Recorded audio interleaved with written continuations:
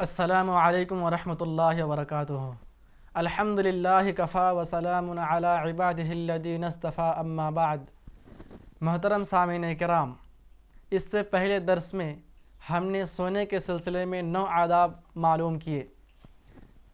آج 10واں ادب ہم یہ جانیں گے کہ سوتے وقت ہم اوندھے منہ یا پیٹ کے بل سونے سے بچیں۔ اللہ کے نبی صلی اللہ علیہ وسلم نے اوندھے منہ سونے کو ناپسند فرمایا اور اللہ تبارک و تعالیٰ نے بھی اس کو ناپسند فرمایا ہے۔ صحیح الجامع کی روایت ہے، اللہ کے رسول صلی اللہ علیہ وسلم نے ارشاد فرمایا ان هذه ضجعہ یبغضها اللہ، کہ اوندھے منہ سونے سے اللہ تبارک و تعالیٰ ناراض ہوتا ہے۔ اللہ تبارک و تعالیٰ کو پیٹ کے بل سونے سے غصہ آتا ہے۔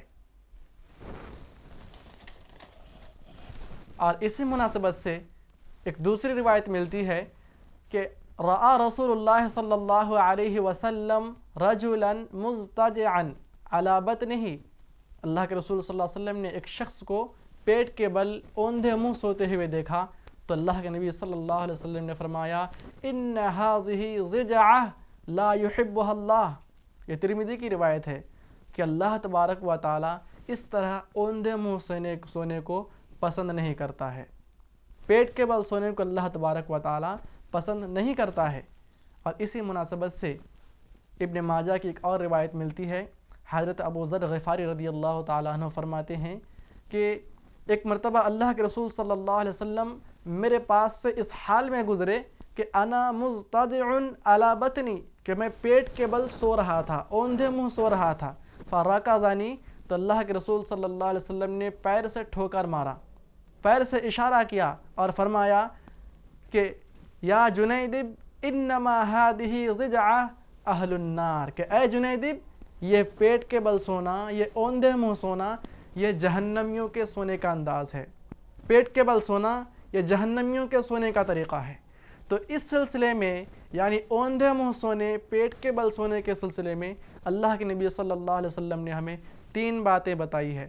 پہلی بات، اوندھے منہ سونے سے اللہ تبارک و تعالیٰ ناراض ہوتا ہے، اللہ کو غصہ آتا ہے۔ دوسری بات اللہ کے نبی صلی اللہ علیہ وسلم نے بتایا کہ اوندھے منہ سونے سے اللہ تبارک و تعالیٰ پسند نہیں کرتا۔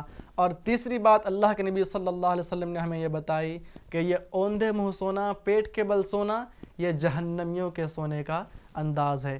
جہنمیوں کو جب جہنم میں ڈالا جائے گا تو ان کو اوندھے منہ گھسیٹتے ہوئے جہنم میں ڈالا جائے گا۔ اس لیے ہمیں اوندھے منہ سونے سے، پیٹ کے بل سونے سے بچنا چاہیے۔ یہ 10واں ادب ہے سونے کا۔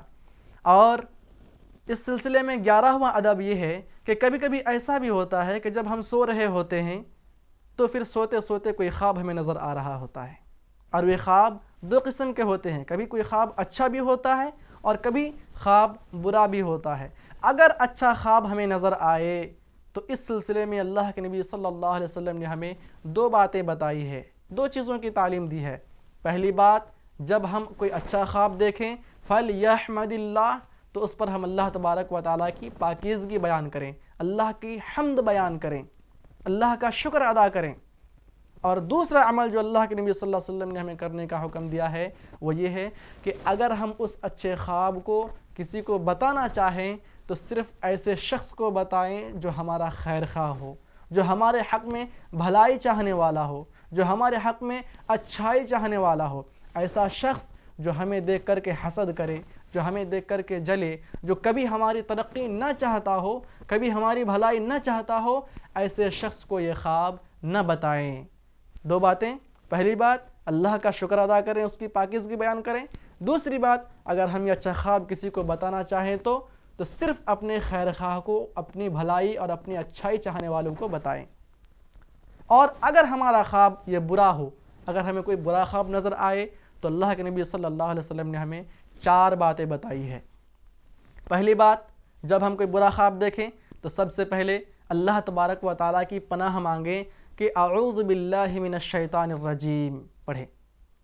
دوسری بات، اللہ کے نبی صلی اللہ علیہ وسلم نے ہمیں تعلیم دی ہے کہ ہم یہ خواب کسی کو نہ بتائیں۔ جیسا کہ اس سے پہلے آپ نے سنا کہ اگر ہم اچھا خواب دیکھیں تو ایسے شخص کو بتا سکتے ہیں جو ہمارا خیر خواہ ہو، لیکن اگر برا خواب ہو تو نہ تو ہم اپنے خیرخواہ کو بتائیں گے نہ اپنے بدخواہ کو بتائیں گے. کسی کو بتانے کی ضرورت نہیں ہے, کسی کو بتانا نہیں چاہیے جب ہمارا خواب برا ہو. یہ دوسرا عمل اللہ کے نبی صلی اللہ علیہ وسلم نے کرنے کا ہمیں حکم دیا ہے. اور تیسرا عمل یا تیسری بات جس کی تعلیم اللہ کے نبی صلی اللہ علیہ وسلم نے ہمیں دی ہے وہ یہ ہے کہ ہم اپنے بائیں طرف 3 مرتبہ تھوک دیں, 3 مرتبہ اپنے بائیں طرف تھتکار دیں. اور چوتھا عمل یہ ہے, جب ہم برا خواب دیکھیں ہم چوتھا عمل کریں گے کہ جب ہم جس کروٹ پہ سو رہے تھے ہم اس کروٹ کو بدل دیں گے. مثال کے طور پر اگر ہم دائیں کروٹ پہ سو رہے تھے اور ہم نے برا خواب دیکھ لیا تو ہم بائیں طرف تھتکار کر کے بائیں طرف سو جائیں گے. اگر ہم نے بائیں کروٹ پہ سو رہے تھے تو ہم بائیں طرف تھتکار کر کے دائیں کروٹ پہ سو جائیں گے. یہ 4 باتیں. اگر اچھا خواب ہے تو اللہ کا شکر ادا کریں گے, اس کی تعریف بیان کریں گے, اور اگر کسی کو بتانا چاہے تو صرف اپنے خیرخواہ کو بتائیں گے. برا خواب ہے تو 4 باتیں, 4 عمل. پہلا عمل اللہ تبارک و تعالیٰ کی پناہ مانگیں گے اعوذ باللہ من الشیطان الرجیم پڑھ کر کے, یا اعوذ باللہ السمیع العلیم من الشیطان الرجیم من حمزہ ونفخہ ونفثہ پڑھ کر کے. اور اس سلسلے میں جو دوسری بات ہے وہ یہ ہے کہ ہم یہ خواب کسی کو نہ بتائیں. اور تیسری بات یہ ہے کہ ہم اپنے بائیں طرف 3 مرتبہ تھتکاریں گے. اور چوتھی بات یہ ہے کہ ہم کروٹ بدل کر کے سوئیں گے. یہ سونے کا 11واں ادب ہے. 12واں ادب یہ ہے کہ کبھی کبھی ایسا بھی ہوتا ہے کہ ہم سو رہے ہوتے ہیں اور اچانک ہمیں کسی طرح کی کوئی گھبراہٹ محسوس ہونے لگتی ہے, کوئی وحشت ہمارے دل میں پیدا ہو جاتی ہے. ایسے موقع پر ہمیں کیا کرنا چاہیے؟ اللہ کے نبی صلی اللہ علیہ وسلم نے ہمیں حکم دیا ہے کہ اذا فزع احدکم فی النوم, جب آپ میں سے کسی شخص کو نیند کی حالت میں گھبراہٹ پیدا ہو جائے, وحشت پیدا ہو جائے, فلیقل, تو اسے یہ دعا پڑھنی چاہیے اعوذ بکلمات اللہ التامہ من غضبہ وعقابہ وشر عبادہ ومن ہمزات الشیاطین وان یحضرون. اگر ہم گھبراہٹ کے وقت یہ دعا پڑھ لیتے ہیں تو اللہ کے نبی صلی اللہ علیہ وسلم کا فرمان ہے لن تضرہ, یہ وحشت, یہ گھبراہٹ اس کو ہرگز کوئی تکلیف یا کوئی نقصان نہیں پہنچا سکتی ہے. یہ سونے کے 12 آداب تھے جو ہم نے سنا اب تک. اب ہم جانیں گے کہ نیند سے بیدار ہونے کے وقت, جاگتے وقت ہمیں کون سے طریقے اپنانے چاہیے. سب سے پہلا طریقہ اللہ کے نبی صلی اللہ علیہ وسلم کا معمول تھا, جب آپ نیند سے بیدار ہوتے تھے دعا پڑھتے تھے, اللہ کا ذکر کرتے تھے الحمدللہ الذی احیانا بعدما اماتنا والیہ النشور.